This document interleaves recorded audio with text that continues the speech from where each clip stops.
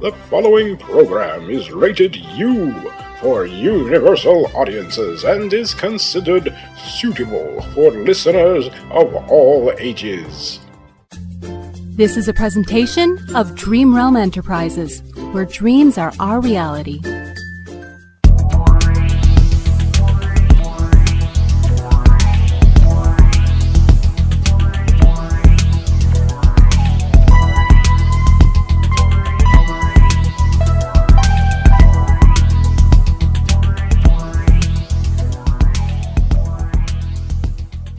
Okay, and welcome back to Q-Who. This is going to be the season finale of Q-Who, the last one of 2023.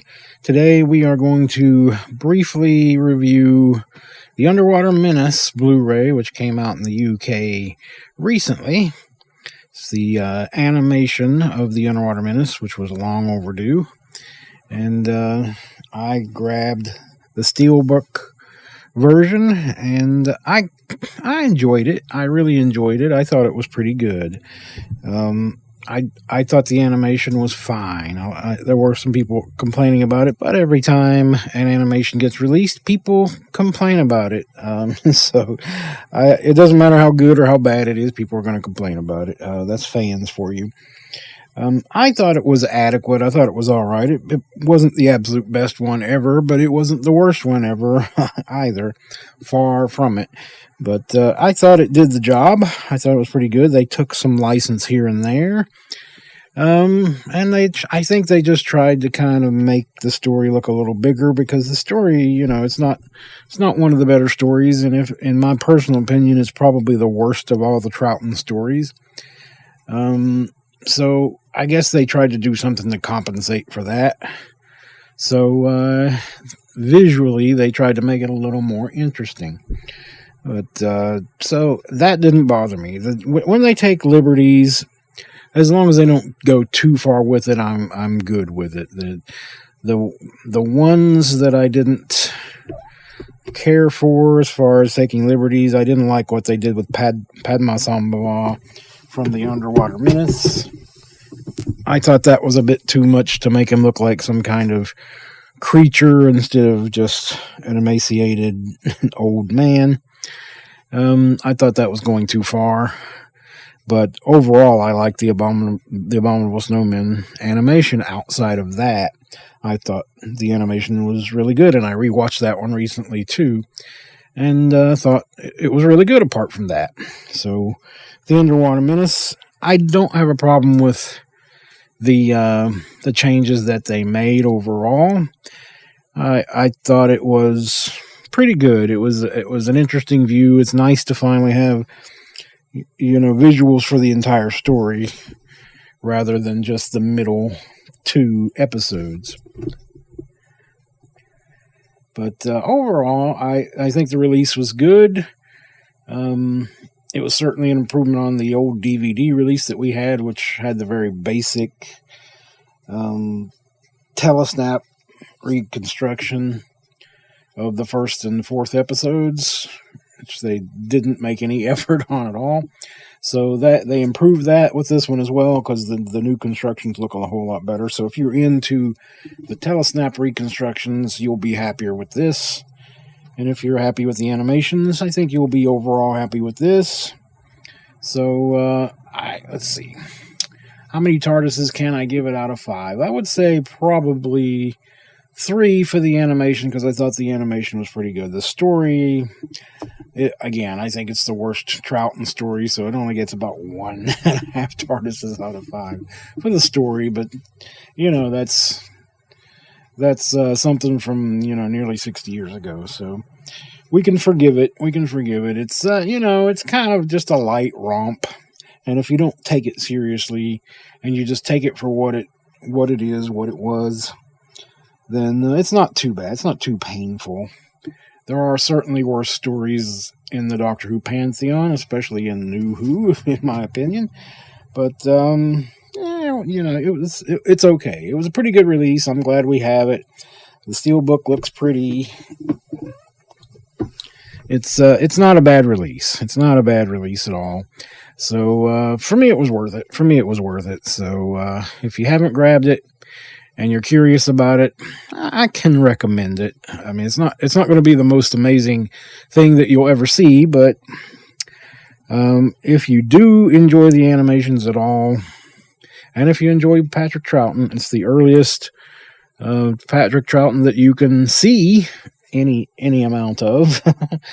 It's the earliest. The 2 episodes that exist, parts 2 and 3, are the earliest episodes of Patrick Troughton that exist. So, and they're on there too, of course, nicely remastered. So, overall, it's worth it. It's worth it.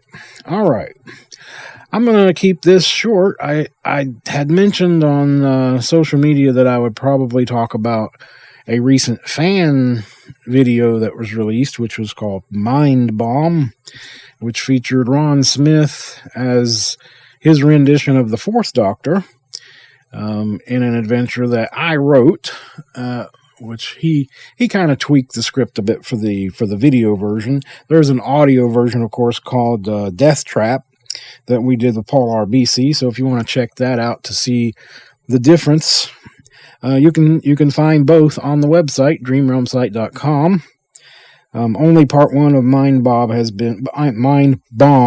excuse me, has been released. My understanding is part 2 will come soon. They were hoping this month, but I don't know if that's going to happen. But yeah, I think it turned out pretty well, and you'll get a chance to see it if you go to the website or YouTube. You'll find it on YouTube as well. But you can go to our website, and it's directly linked to the YouTube page to watch it. So, yeah, I think they did a great job on it. They did a really good job on it. They didn't change the script enormously, at least for part 1. So most of what I wrote is in there. The title was not my choice.